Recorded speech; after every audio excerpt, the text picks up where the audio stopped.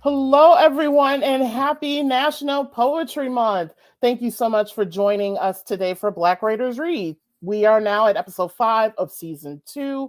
My name is Nicole M. Young Martin, and I serve as the producer and host of Black Writers Read. I am coming to you from my home office in Northern Connecticut. So for many of you who have been following the show for some time, you may hear some dogs or see some appearances from some animals because we have 7 of them.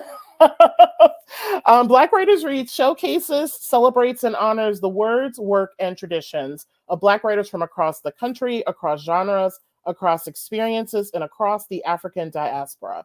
Black Writers Read is a behind-the-scenes conversation into the craft and what it means to create as a Black author in today's society. Since starting the series during the summer of 2020, we've hosted over 30 authors representing various genres, including children's books, young adult fiction, poetry, urban creative nonfiction, memoir, history, essays, food and culture, and horror from around the globe. Today, we welcome Shanta Lee Gander, who is coming to us from Vermont. Shanta Lee Gander is a photographer, writer across genres, and is a public intellectual, which I absolutely love, whose work has been widely featured. She is the author of Ghetto, Claustrophobia, Dreaming of Mama While Trying to Speak Woman in Woke Tongues, the winner of the 2020, I hope I pronounced this correctly, Diety Press full-length book prize with an honorable mention from the Sheila Margaret Moughton Prize, and reviews featured in the Poetry Foundation's Harriet Books, 7 Days, the Kenyon Review, and the Android Journal.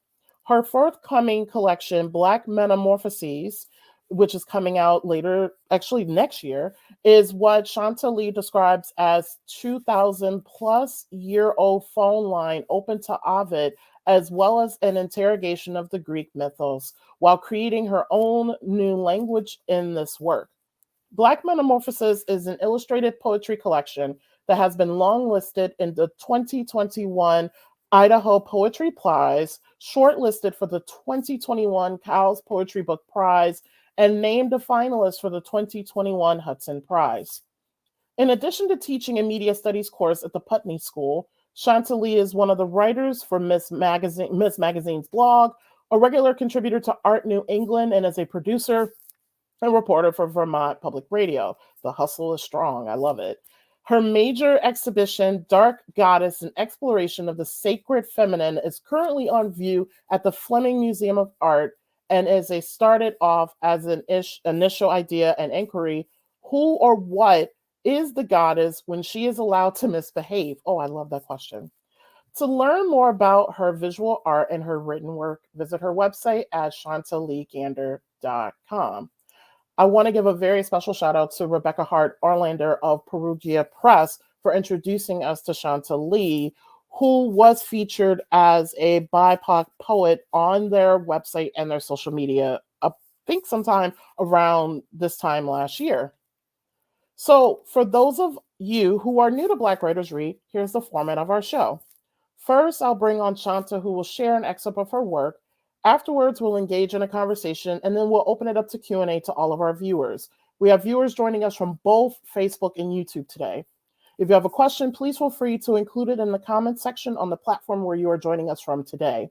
I will compile the questions and pose them to Shanta following the conversation.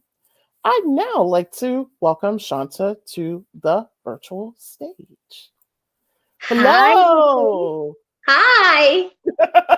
So great to finally have you on. We actually negotiated this, I think, probably almost a year ago, I think. Yeah, like it was a while ago. And it's funny, I'm originally from Connecticut. So I heard Connecticut, and I'm like, I'm making frequent trips to Connecticut these days. So Nice. And I'm originally from Detroit, and I lived in Western Mass for 14 years up until February of 2020, okay. right before the pandemic. And I moved in with my now husband Mhm. February 2020, and then the pandemic happened. Oh yeah. Yep. And we actually made it down the aisle. I'm actually quite surprised. Okay. Okay. Congrats. Thank you. So I am, oh my gosh, I'm so excited to hear you read today, especially since I've had a chance to live and breathe your book for a Oh, couple of weeks. Yeah, I love thank it. you. Thank Love it. you. Thank Yes. you. So I'm gonna go ahead and turn it over to Shanta. Have fun. Yay. So what I'm gonna do is I'm gonna read a few pieces from, or several pieces from Ghetto Claustrophobia. And then I think I'm gonna share some new work, like fresh new, and a piece or a sample from Black Metamorphosis. But first, Ghetto Claustrophobia. Because the word ghetto is in the title, which kind of even caught me off guard, I wanted to actually show people how to read this book, which I usually see in like novels or creative nonfiction, where usually your first paragraph or your first chapter sets up the reader. I kind of want to do my own version of that in a poetry setting. So this is the title poem, Ghetto Claustrophobia. Whether place, people, state of mind, you be locked in until you don't want to be. Noun, people. Ghetto claustrophobics. Also, ghetto claustrophobes, ghetto claustrophobians. 1. Any group of people, they evade capture. They evade description. 2. Identity. Perceived or imagined. Noun, a place. Ghetto claustrophobia. 1. Fashioned for but not by. Think characters, think props. 2. Big, so big, expansive, endless. 3. Any place, the place with the matching riding mowers, that place where cliques of moms go by the same name for hotel room, apartment, house, dreamscape, cityscape, rulescape, selfscape. Could be another country, could be human body as container, as shell, as place, from block to brick to burb to brownstone to any place, as in so many, as in endless. 5. These places, real and imagined, just like the people, they evade capture. Adjective. State of mind, states of being, only an ailment if you want it to be. 1. Black girlhood in America. 2. Nightmares. 3. Stages in human development.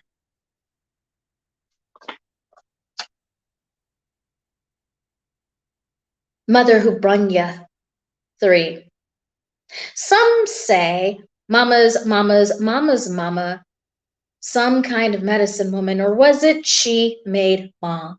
She made for estranged souls. A tangled tale on mama's side about how all the men lost, eaten.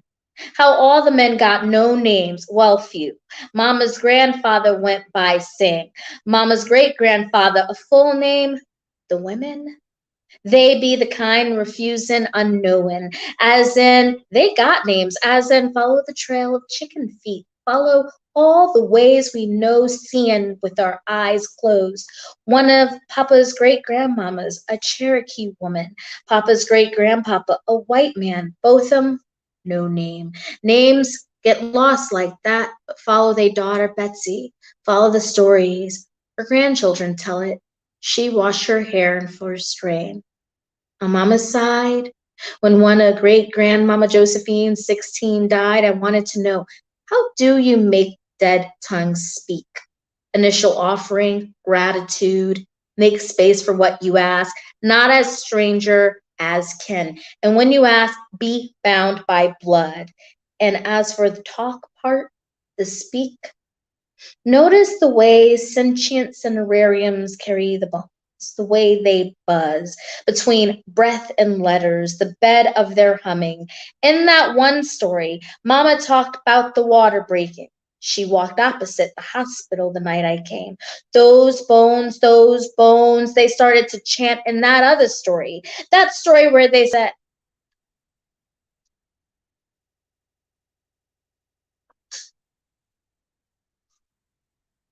learning language.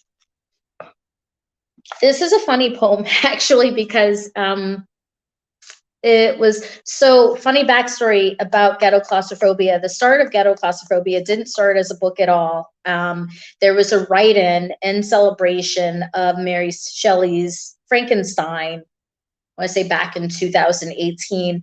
And somehow 280 Collins Street, where I'd grown up in Hartford, had creeped into my poetry. And I was like, this is weird. I usually only write about that in prose. I'm going to put that over there. I try to compartmentalize it. And it wouldn't quite let me go.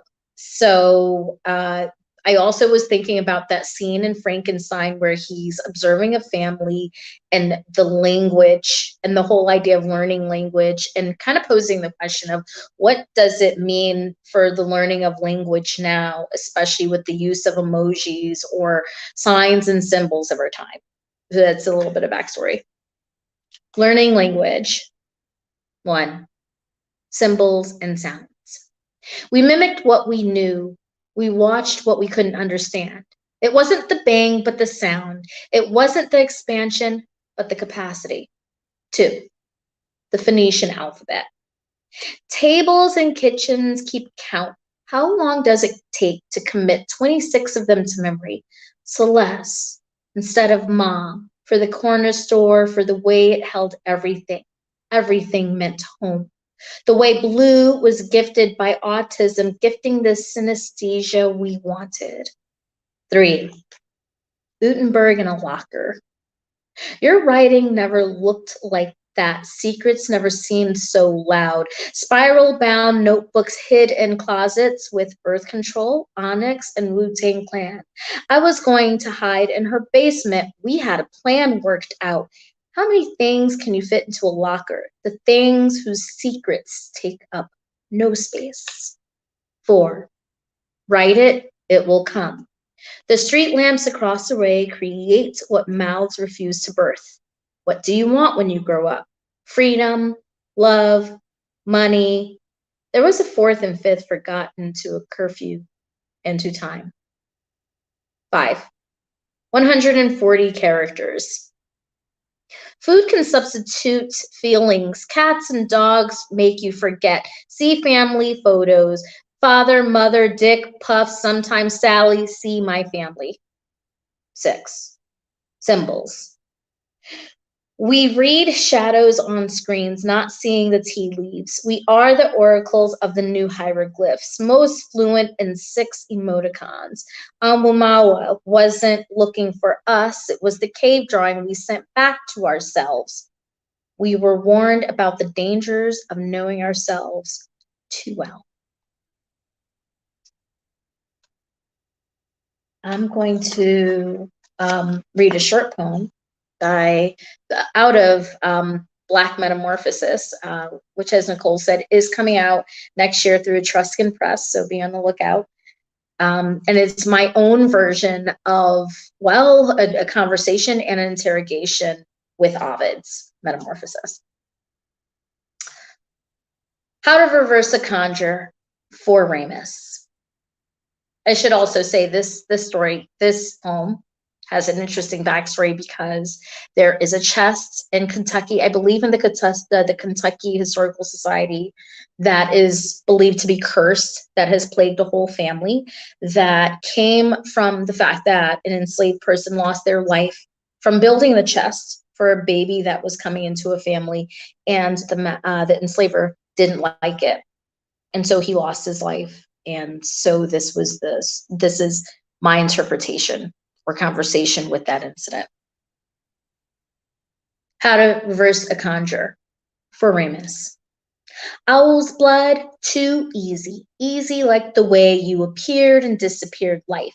That kind of power always has balance. When you and yours want to be gods, know that even gods must observe the rules. No buried jars facing east, under no flowering tree, no owls killed by human hands. For this kind of undoing requires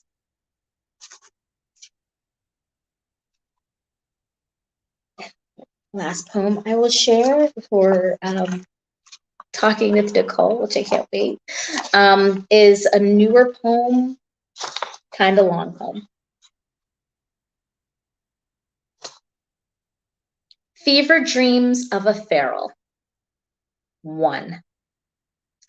We knew night mapped toward a low longing hum, an arrhythmia. Some say the was what made the lips smack. Met him once in a gas station once. The sock hop white R&B, the kind of show played that way in that one movie, the one with all the cat people. We danced off beats. That voice made us end the rubbing, the length and width of her trauma. Self-soothing ended, made him stand stiff. He's not moved since. This same night knew I had no babies to feed Saturn to soothe his anger. My barren womb I undressed every night. Let him take the flesh, the raw, the most difficult parts that threatened to break his jaw. Saturn isn't the only one who eats bodies. Spent so much time in his belly, he taught me his way. Hot temper turned paternal, loverly. Honey, when you want to dine on bodies, seek a man's heart, never his words, never his touch, or else you'll starve. We knew the thinning hours of ambrosial hours we chased. It was when the wind was the fist knocking the door open, when ears heard engines carry quiet and empty, driverless. Within day being swallowed by asphyxiation, no shepherds here but farm folk. A man aiming an index target at sky explains to son, see the pale pink, how it swallows the blue, boy. It's an old one, they say, about the son saying he'd exchange his whole self for witness of her yawn. Son, pay attention. Only be that man to give that kind of life here.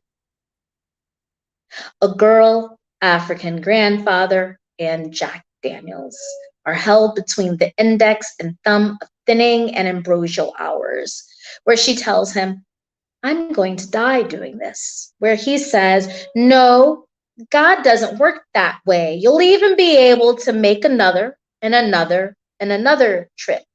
You'll die going to help children. His words wrapped like the coat she wears, an echo being herself, vibrates in the bones of the girl. Die like this.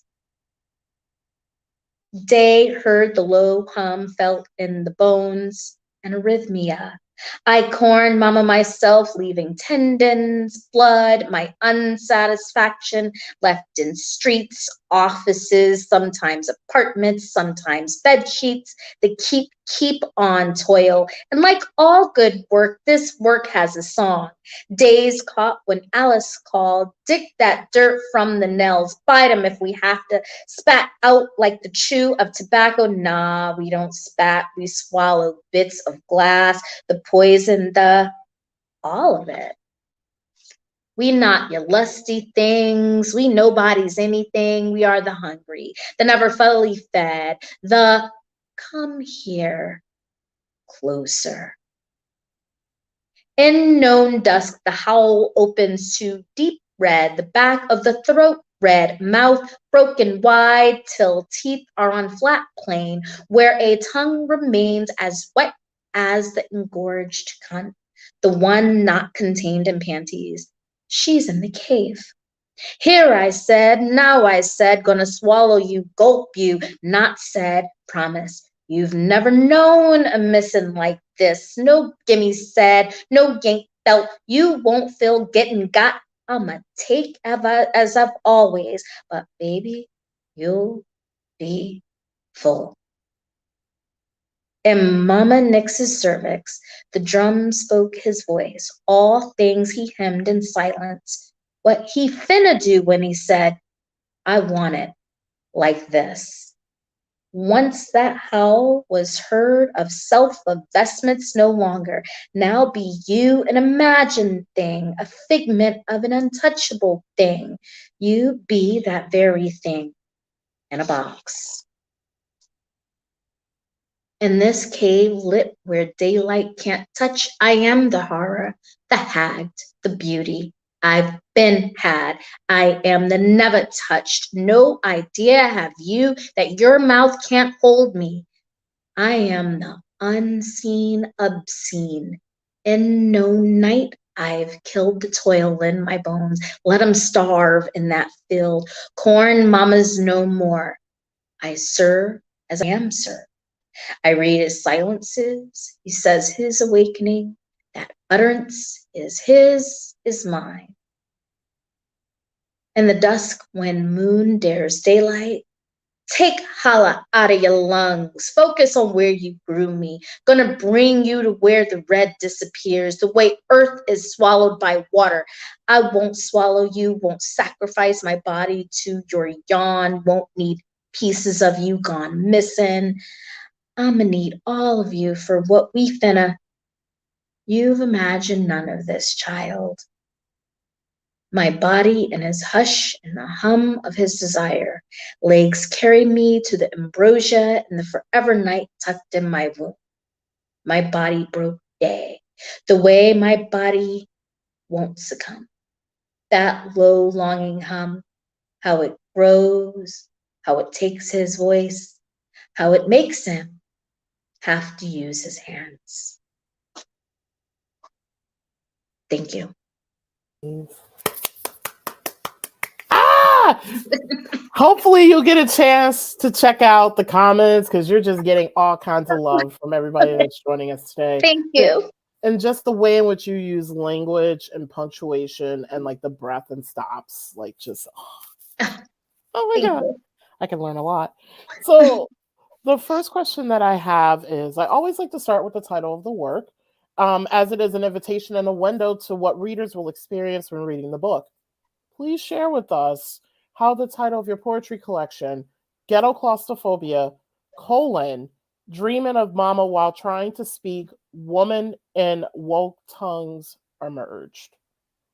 It's funny because a part of it was from that write-in and looking at these two. There were two poems that actually look nothing like what they began with, which is always the case, and thinking this actually cannot be. It was a self-imposed retreat with like 3 other people, and it was looking at that, letting it rest and saying, I don't think this is anything. Also matched with, even though I've been writing poetry all my life, it was sort of like a moment of being this moment years old when realizing I too could put out a poetry book. It's not something I'd matched together. At first, poetry was something for me that was a private utterance.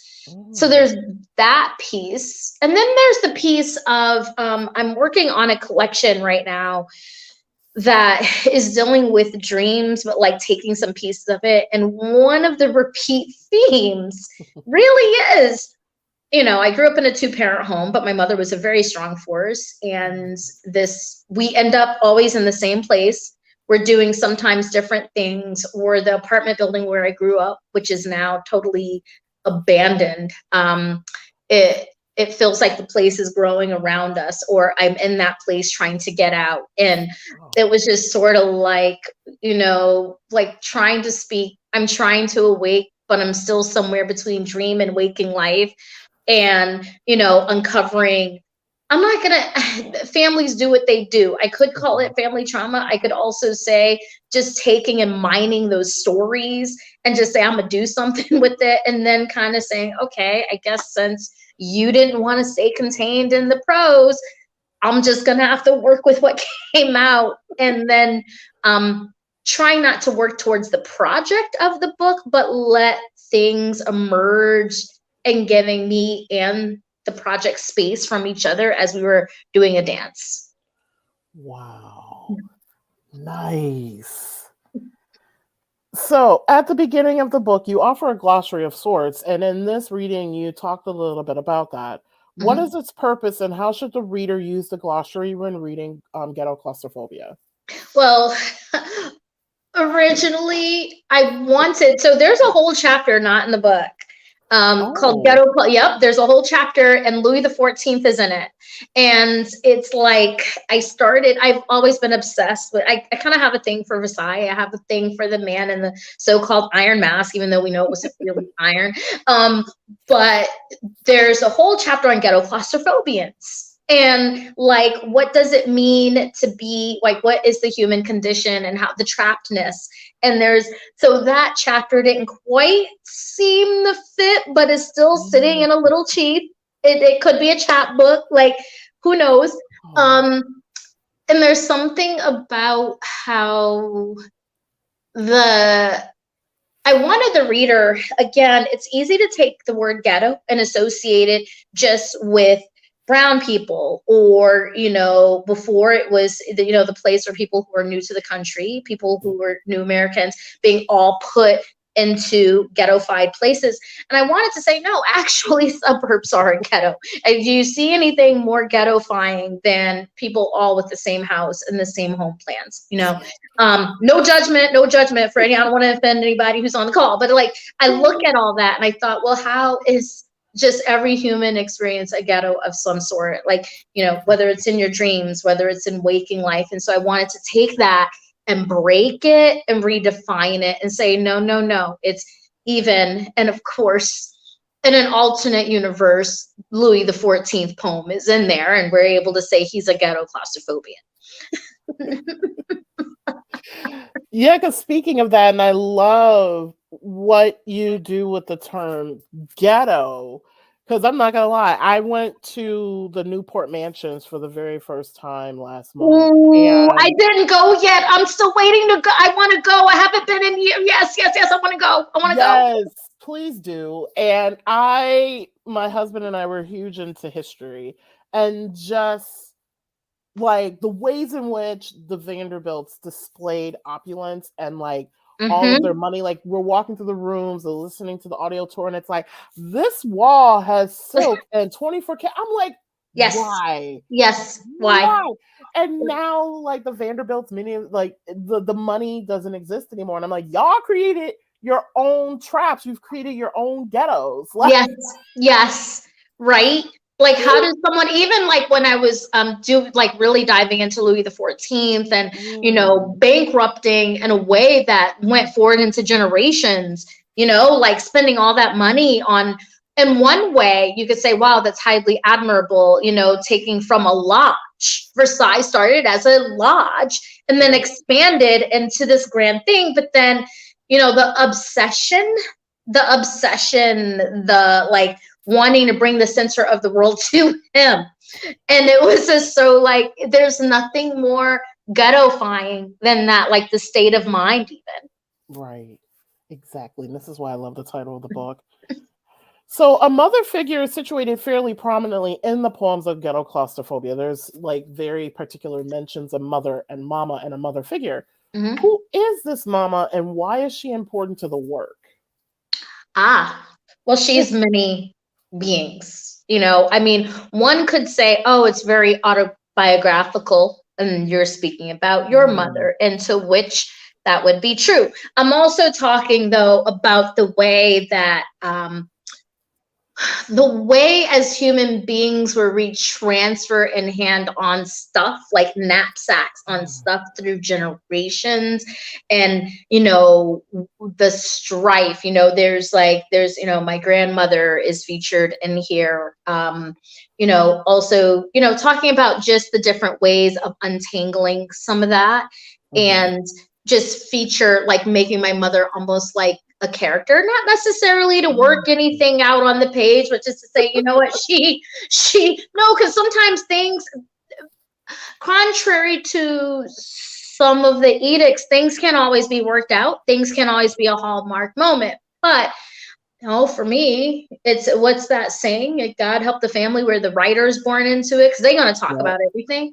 And so it's like, okay, so you could say that. And also it's a nod to the challenge of the figure of the mother whether it is deciding whether or not one wants to be a mother, the complexities of that.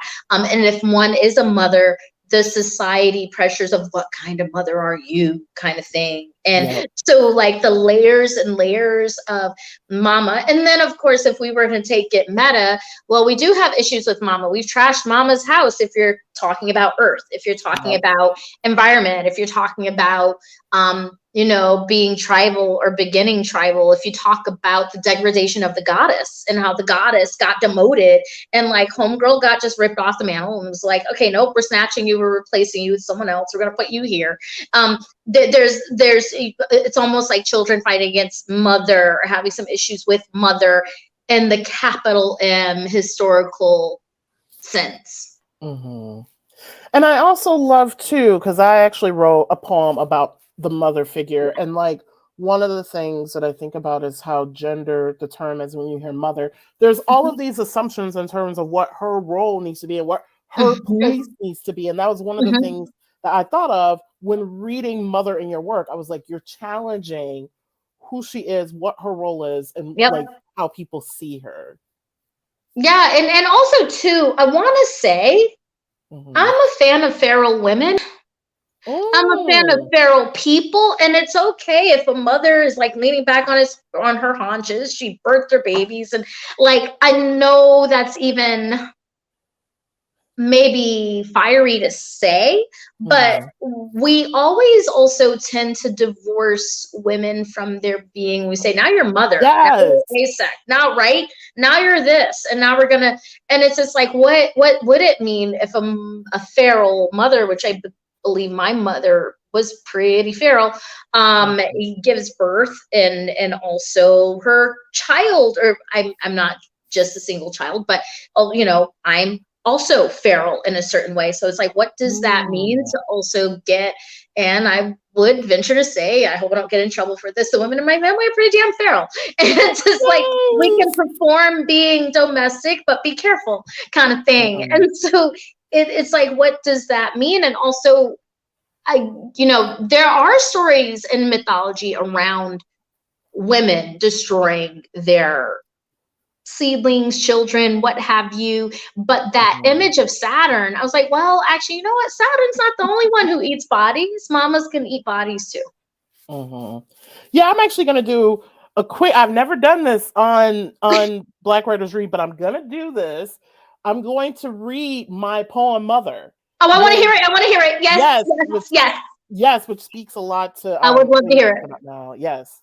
She sits displeased, congested in the condensation of her being, unsure of the rest of the unrest. One cannot be sure of her being there. She is unhappy. She is unsure. She cannot be what she could be, as we will not let her be of the being. She is of they, yet we cannot let her be thee.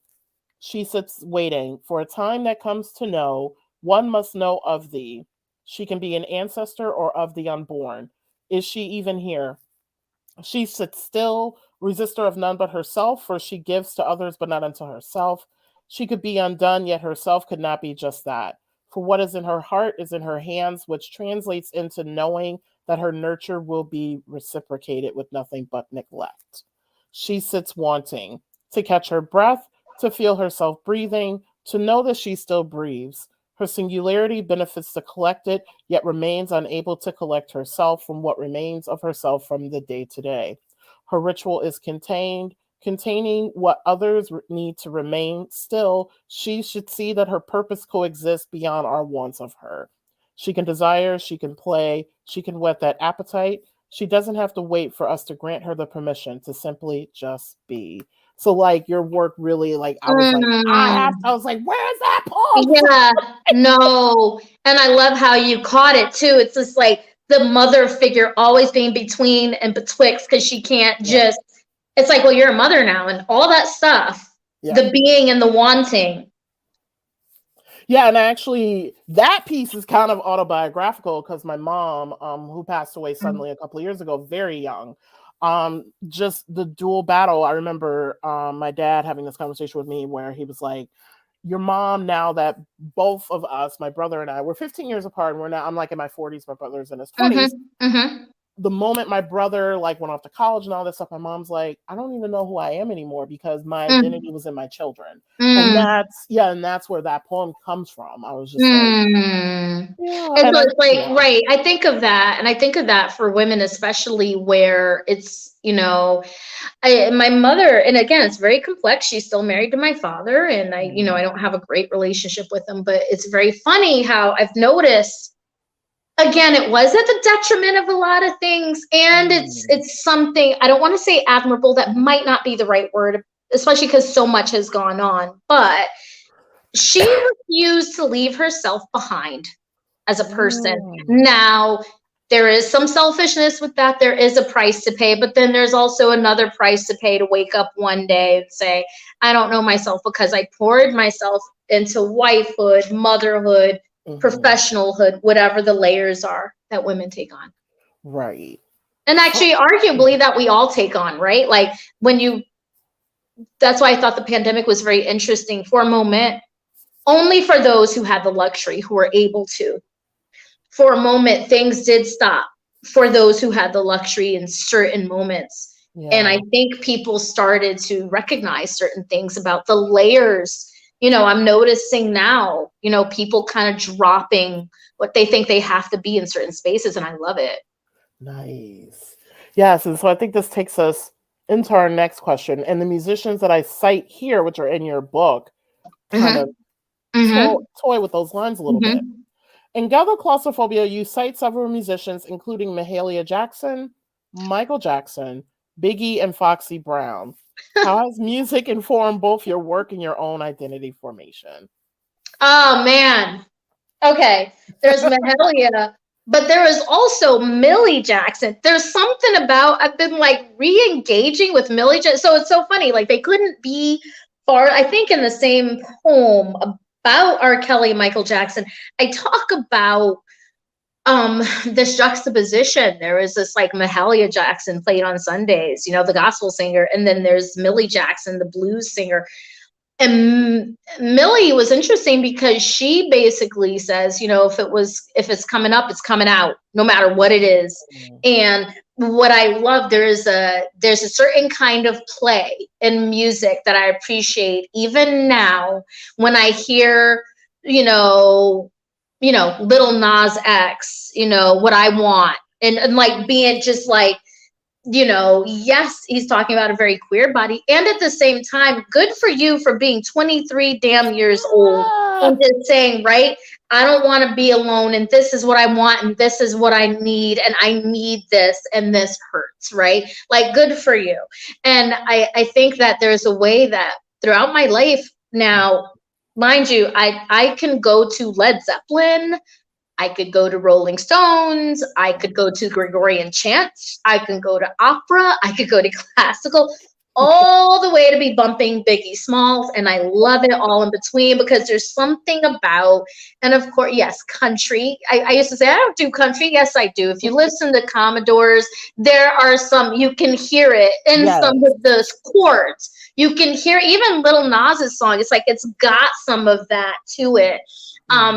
There's something about where everything blends together with body and spirit without needing the explanation and without needing much more than your spirit moves and you're just not going to question why. Right. And so I think that's what music has done for me and some of the figures behind the music. Like I said, you know, Millie Jackson, very instrumental, especially for, you know, what I had to revisit for Dark Goddess. Nice. The poems in this collection of work render time, place, space, and age in a very unique way. Like the poems, The Place in Another Universe Teaching Us Our Lessons in a New Alphabet, Witness Marks, Dreaming, and Lessons in Development from a Butterfly. FYI, these are my favorites. So I had to, of course, insert a question in here about that. Can you talk about the role that time, place, space, and age play in these works, and also why you chose to situate especially time and age in the ways that you have in these particular poems? Wow. That's a really good question because I find that I'm obsessed with the idea of time. There's a lot of obsessions I have. You know, I love the idea of time travel. I love Doctor Who. you know, in the metaphor of us as we all are Doctor Who, right? Where it's like, you know, he's supposed to be the last of his race, of his group, but yet he gets to have a visitor traveling with him, but then something happens where he you know, he's ultimately alone, just traveling his path and engaging.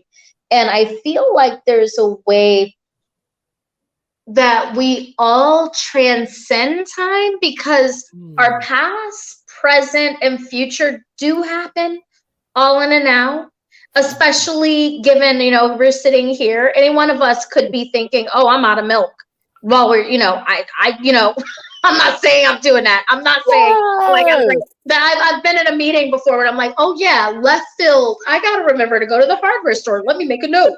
But you're like thinking about the future while you're sitting a meeting. And then you might be thinking about the past, thinking, oh, did I leave the iron on when I ironed my clothes this morning? So it's like, we're all like in that very simple way, we're traversing time. And in those poems in particular, there were a couple of things. There was the lessons from a butterfly was interesting because I also like to explore science and certain things that happen in science and in nature, right? Like, isn't it dope? Like what you see in animals, and it's like, wait, that's us too. And thinking about how certain kinds of butterflies really are vicious and what they do. And so weaving that in, but also thinking about the vicious nature of what it means to go down the corridor of girlhood to womanhood in this culture. Like, there's your body, and it's not when did you start puberty, it's like, when were you told or reminded that your body wasn't yours, and how was it communicated, right? Like there was that. And with the place, the other place, which it was like this moment where it was these parties I used to go to in this place, and I felt like, oh my God, they're suspended in time and it's endless. And how many other places are there like this, where it feels like it's endless, where it feels like when we go there for that one moment, we can let our whole lives fall where they may, because we're suspended with this place that is also suspended. I think also the nature of memory is very interesting in that way too, because it may seem time bound, but it is timeless in that we will pull things up. And pulling them back up and talking about them, we change the memory. And so therefore it will never be as it always was. And we're always molding it and shaping it. So yeah, it's so many. That is such a good question. Like, that's an endless question, Nicole. That's a good one. Which, by the way, in this whole response to that question, I wrote down tons of writing prompts. So for National Poetry Month, everybody, make sure you follow me on social media. I'm going to be posting some writing prompts inspired by this conversation. I absolutely love it. Like, there's just like, this is a writing like retreat for me. Like, there's just so much that I love about your work. There's so much that I love about you. Like, I want to be you when I grow up. Like, just the ways in which you move through space, and you're very particular with your art. And I know, like, and this is where my next question is going. You do so many things, but it's all like there's a through line and a mission for every single thing that you do. So I love that you see that, because some people are like, what's the one thing you do? I'm like, what are you talking about? There is the one thing, but it's like many, and it's spread like this. And I got it. And this leads into the next question. Oh, I love it. Oh, as a multidisciplinary artist and creator, what does it mean to exist as a writer who expresses in poetry and prose, a journalist, photographer, and curator at this time? How are you able to bear witness in each of these roles, both independently and collaboratively? As I can imagine, you do not work in any idiom on its own. No, yeah, you're right about that, because the exhibition actually includes a short film that I made. I made a short film, and oh yeah. Get her Guggenheim right now. Get her right now. Oh, I know, like, anybody? Yes. So it's what I hope, and this is a lesson I took from being in abandoned spaces too, is opening myself to being a conduit, to channeling, and even if I do have assumptions, being open to the fact that that assumption is going to fall on its face. Same with journalism. Like when I go in and I'm seeking the truth in a different way, it's a very, objective thing, not subjective. And I feel like it's almost like a secular kind of clergy. Doesn't matter if I'm talking to a museum, doesn't matter if I'm talking to someone who knows all about how the drug trade works, which that was an investigative piece. But for all of it is myself being open and being the conduit and taking the confession and not rinsing it in my own wash, taking it and saying, what is it that, like, what is this here, right? And like, as I think about your question, I would say for me, I subscribe to the ministry of being the conduit. And even if I have to push my own self out the way so that I can receive, it's a lot of times there are things that happen where I'm like, wow, I have to change direction. And what I thought of where I was going, I didn't expect that. And being open to that. And also them together, they are always talking to and informing each other. And underneath, across all of it is just wanting to get underneath the surface, like wanting to really examine and like dwelling in the discomfort and making myself also uncomfortable at the same time, not doing the thing the same way because it's formulaic. It's like, I'm giving an artist talk this Wednesday and I thought to myself, okay, I could do the PowerPoint slides and I could do the whole, this is how it came to be. Then I thought, no, because I'm also being paired with dancers. Dark Goddess is being danced, and there's a choreography that the Fleming Museum commissioned. And so I'm thinking, in the spirits, that is the Dark Goddess, and that is, what's about to happen. I can't come in on something basic. I've got to bring this to the next level. So I actually, like I said, okay, this is going to be a different kind of artist talk that is going to look a bit different than any other artist talk I've ever done. Wow. Okay. Whew. How is your voice, style, and technique as someone whose literary contribution includes poetry and prose, and your artist contribution as a curator, journalist, and photographer evolved over time? When writing poetry, which elements of storytelling are most important to you? Character, dialogue, plot, narrator, point of view, or conflict? And then how about your prose? And which elements of storytelling are most important to you? Oh my God. Yeah. Ooh, wait, hold on one second. I'm going to plug this in. The beauties of technology. Yes. I know. It's about to get real, everybody. Hold on. I'm going to disappear for 1 second. Yes, gotta love technology. Right. Did that happen? Of course it happened. Right. All right. I'm back. Wow, what elements?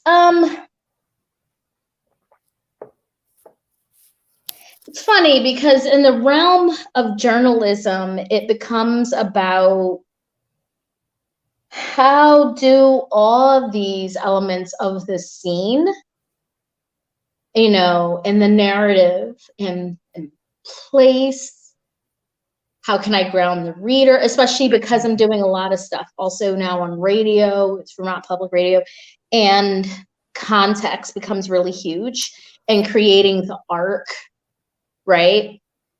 Also with me as an individual artist, I like to disrupt narrative a lot.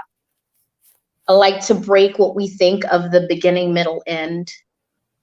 I like to think of the end not as the end, but to be continued.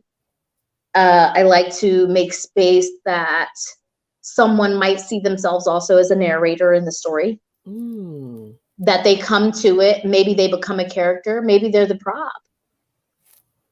And so, in the poetry itself, that question, yeah, there are a lot of these questions. I'm like, oh my God, can you like send me copies of them? Because I need to sit. I'm dead serious. They are so good. It's funny because I try to let the work, even in the prose, because the prose and in the memoir that I've been working on, and different other prose projects, those elements of the story, and then thinking about how to break those elements to disrupt on purpose, but like in disrupting, how am I like, then again, playing with the elements of time and space. For someone, as someone who's belly dance intermittently, I think about movement in the body. How does my work get inside? Like, how does it actually get inside the being? And how are their eyes resting? So, for example, in Ghetto Claustrophobia, you'll notice there's an interlude because I want to give the eyes a rest. I want to give the body a certain kind of rest and give it a dream state as if it were taking a nap, and then bring it back up. So there's a way that that is gonna be an answer to be continued, because that is a really good question. I mean, they're all really good questions, and again, I'd like to think of myself as a really good conduit for those things to come through and work themselves out. Nice. And this is an aside question that I'm sliding in that I just thought of. Can you talk a little bit about the editing process for Ghetto Claustrophobia? Because you mentioned there were some poems that's not there, and then the interlude put in. Yeah. Absolutely. So a lot of letting the work sit, I do believe in, and this is not my original idea. Like, there's a great poetry group that I've been a part of for about, since the beginning of the pandemic. And my husband's friends, they're all older, but I have such like a respect in terms of their work and their ethos and how they do poetry. They are my first readers. That gang has been like so instrumental. So shouts out to them. And so there was something that came out of one of the meetings of the group where we meet every week about poetry having rights. I'm like, work has rights, like to give it space to breathe and relax, and then revisiting and saying, okay, this is not ready. Like that section of Ghetto Claustrophobians, it's like, okay, maybe that's trying too hard. Maybe they need to go create their own universe together. Maybe it just needs to sit, and I need to do something different. Maybe it may sneak into another book that has nothing to do with Ghetto Claustrophobia, because you know what? That's how life works. And life works not in a neat book that starts from chapter 1 to chapter whenever. Sometimes shit sneaks up and creeps up and says, I'm here. And so, right, I may do something like that. I'm not sure yet, but so a lot of it has been about arranging the whole, but also looking at individual pieces. There are a couple of pieces in there in particular where they look totally different, where there was one poem that was several years old that wanted to be rearranged. It just didn't work in what it was. And the whole thing got gutted and rearranged and became something else. Wow. Yeah. Nice.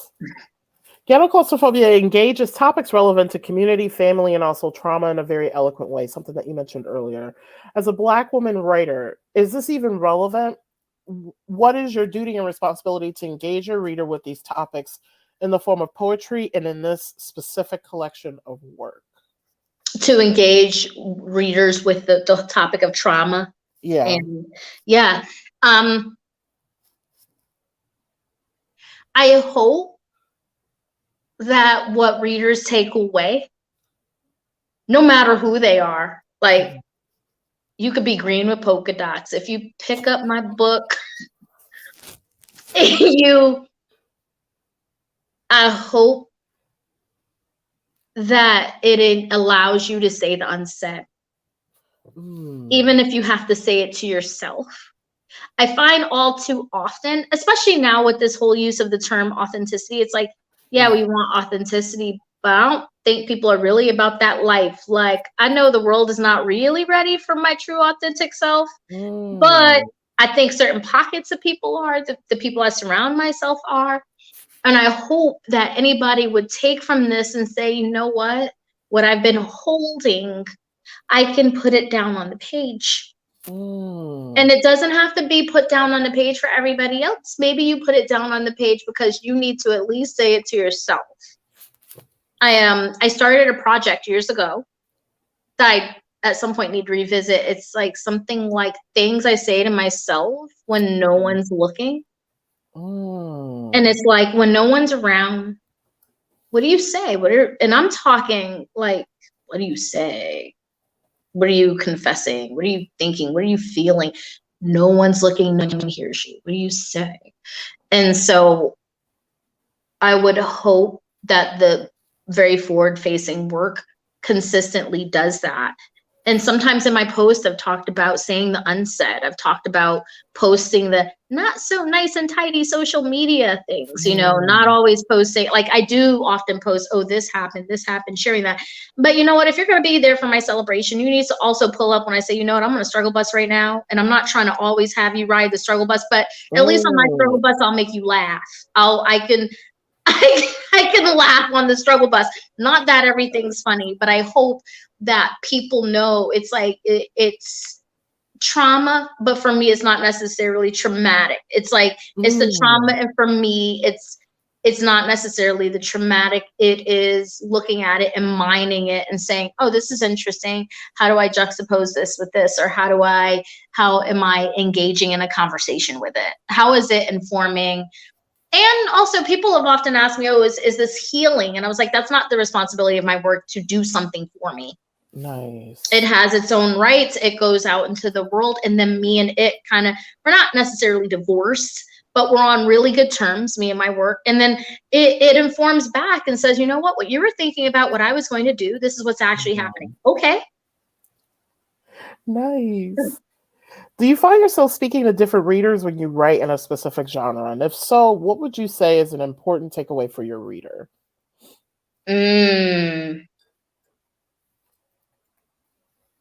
Someone said recently to me that it felt like Dark Goddess gave them a sense of permission. Now, that includes some writing, because I did, curate. There are curation tags for both the items from out of the museum's collection and also the descriptions from the photography.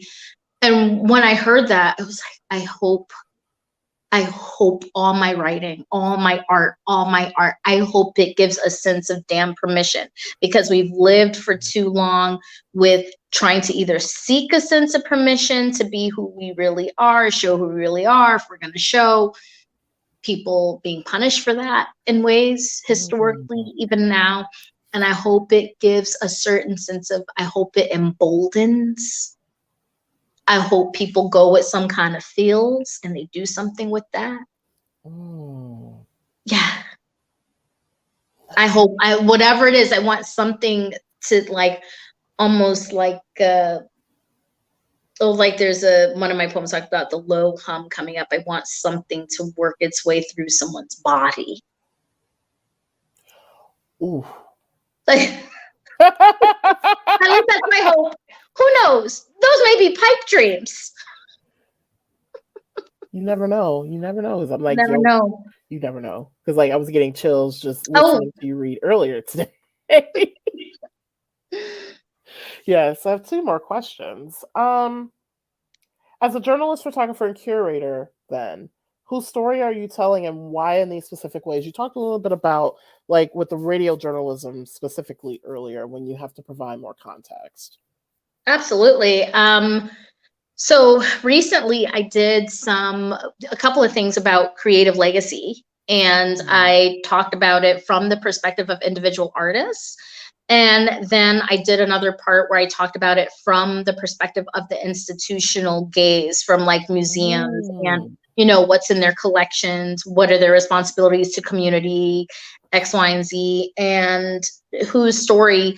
The idea for seeing the unseen and in between in Vermont's landscape, which is the name of the show for Vermont Public Radio, that idea was really out of, there's so many hidden stories and there's so much lush in this rural landscape.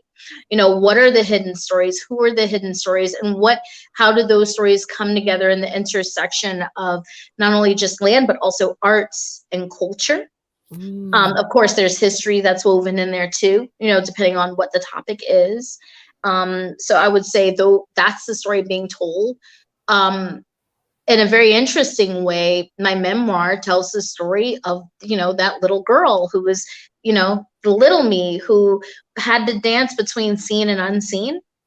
And she has some things to say. And so her and I are working together, and then all the other selves, a teenage girl, who was trying to carve a life and took an X-Acto knife and said, you know what, I am going to carve this path for myself. We are all in conversation. And I think that,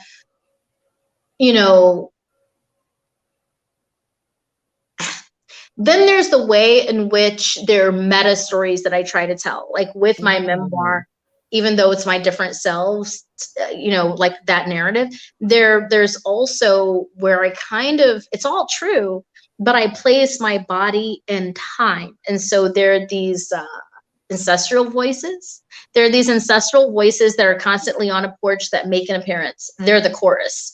It is the Greek chorus, but it is the Black ancestral version of the Greek damn chorus. And they are speaking their own language. They are not speaking in the way that I speak. In fact, when I've written those chapters, I have a hard time reading them because I just go into a state and I write them.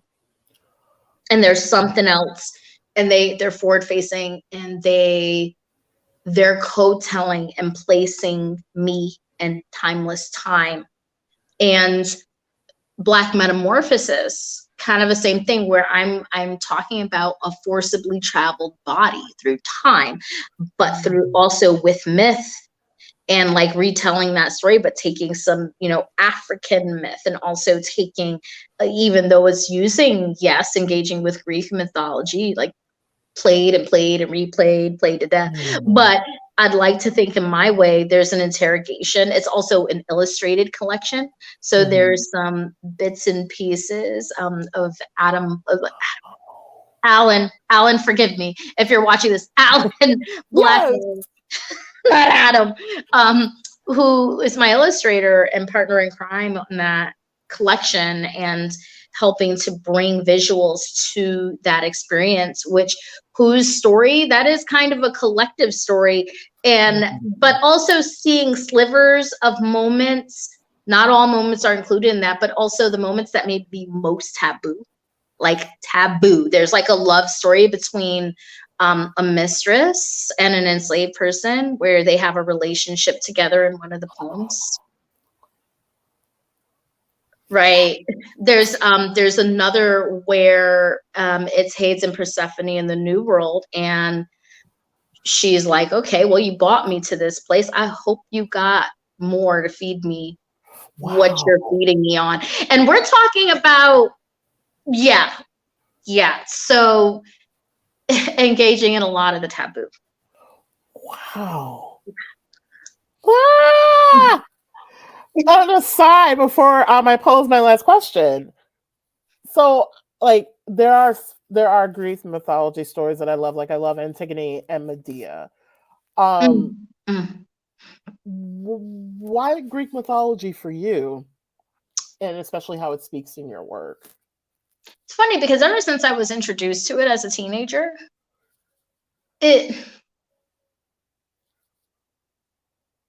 I like true crime. I should just put that out there. And why it's so, or weird, odd horror, historical facts about her, weird things in time. And I'm like, if that's not a Greek tragedy, I don't know what is. Like, like Oedipus, the story of someone, there's always a story, Saturn even, trying to avoid what's coming to him. So in avoiding, he runs right into it. It's the human, and it's not just Greek tragedies, fairy tales do that. Yeah. They have this way of showing you something, and when you revisit, you're like, wait a minute, that is not what I was quite looking like. It has a way of getting to the base and most raw of what it is to be in the human family. Yeah. Wow. And which reminds me, I'm so mad because I got a ticket for it, but I didn't get a chance to see it because other things came up. I got a ticket to the preview of Wayne Shorter's opera in Virginia at Alice, and I was so mad. Something Mm. came up and I wasn't able to see it. I'm just like, ah, and your work speaks a lot to that. And I'm just like, ah, Yeah, yes, it's a very interesting time right now. yeah, So interesting. And Black Metamorphosis, I mean, there are characters still speaking to me and saying, hey, and I'm like, oh shit, are we not done? Well, we right, don't know if like we're done. girl, Right. They are. They're like, girl, you know, yes, right. Yes, they're doing that. And I'm like, are you serious right now? Yep. heck Yep. yeah. And I bet your illustrator is like, why? Right? Hey, stop! No, stop knocking at the door. Go to somebody else's house. Oh, I can't. And then the last question I have for you, Shanta, is besides Black Metamorphosis, what else is on your docket right now, and how can the Black Writers Read community support you in your work? Ooh, what else is on my docket? Yes. God, oh my God. Well, like I mentioned, I'm working on my memoir. I'm also, I do these conversations about, yeah, this is very interesting. So I do these conversations about bringing art into the world, and they're short snippets. It's within a newsletter that I send out each month. I've played around with using audio as well. And so the Black writers community, you included, Nicole, I'm coming for you. Yes. I'm coming for you.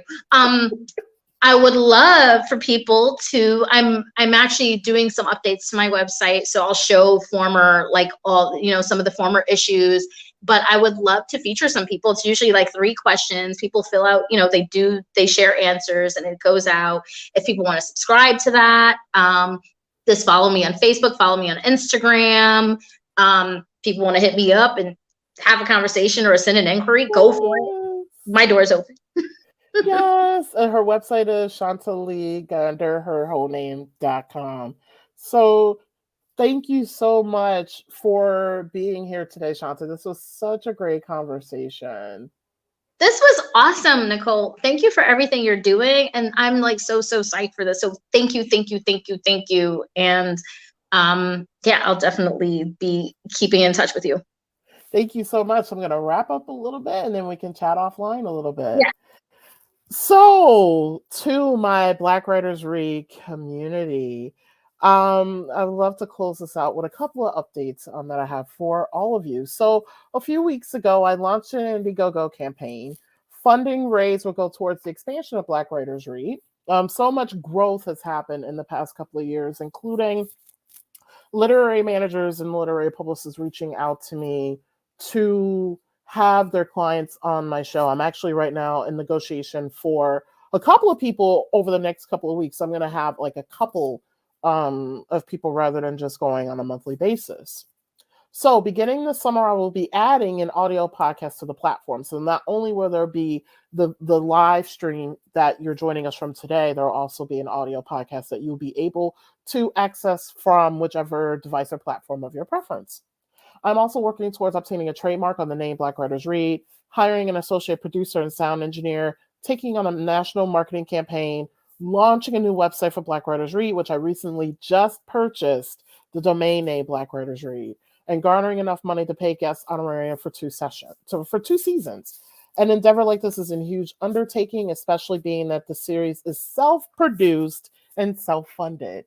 I am currently covering streaming platform fees, marketing, guest honoraria out of pocket. The budget for Black Writers Read is fairly huge.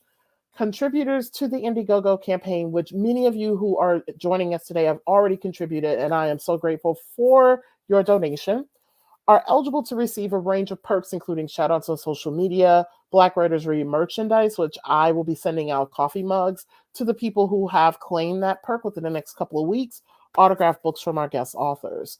We have so far raised $1,300 and have a ways to go with a goal of $15,000. To join the list of supporters, please visit my website at NicoleMYoung.com. If you're not able to contribute financially at this time, please visit my website, click on the link to the Indiegogo campaign. It's like right when you go to the homepage, it's like support blah, blah, blah, blah, blah. And click on the link to the Indiegogo campaign and spread the word. I love how my dogs were quiet until just now. Don't know if you can hear them barking. There must be a leaf blowing outside somewhere. Any and all help is welcomed. So there's a lot coming up for Black Writers Read. So next month's guest will be introduced within the next couple of weeks. I'm so excited to share who it is. We can't quite do it yet. And I am extremely happy to announce that the 2-year anniversary weekend of Black Writers Read, which is Juneteenth, it's Saturday, June 18th, Saturday, June 19th. I'm going to have to do some stretches to get ready. I am hosting an in-person event on June 18th, and I will be going live stream on June 19th. More information on those two events will be posted on my website very soon. I am on Facebook at writer Coco Pen Explorer and on Instagram at Coco_Pen Explorer. You can also now find Black Writers Read on Instagram at Black Writers Read. Thank you to all of our viewers from Facebook and YouTube for spending an afternoon with us, and more importantly, for making Black authors matter.